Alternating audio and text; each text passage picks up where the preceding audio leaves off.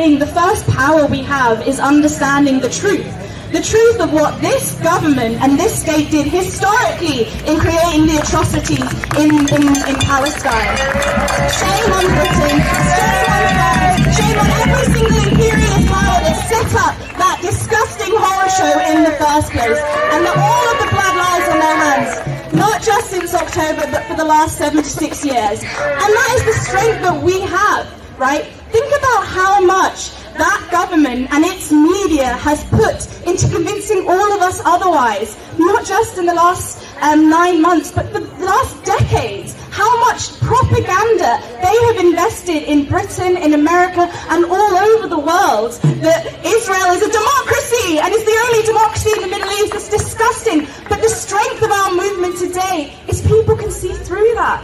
Despite them putting more than they ever have into trying to convince us the opposite. So that is the first strength that we have. It's the truth. And that is a revolutionary thing. We know the truth.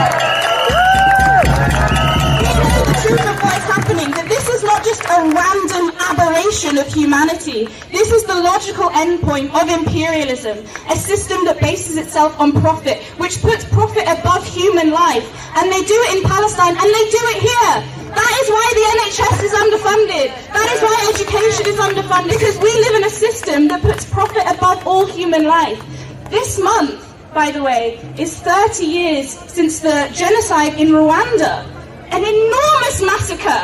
And it was the French that provided the arms and the funding for that massacre, the French government. The imperialists historically and today, they put their money, they invest in any massacre, any violence, any horrors, if it will maintain, including in Israel, if it will maintain their interest, if it will maintain their profits. But we understand that it's not just a horror show of humanity, of evilness in an abstract way. It is the logical conclusion of their system.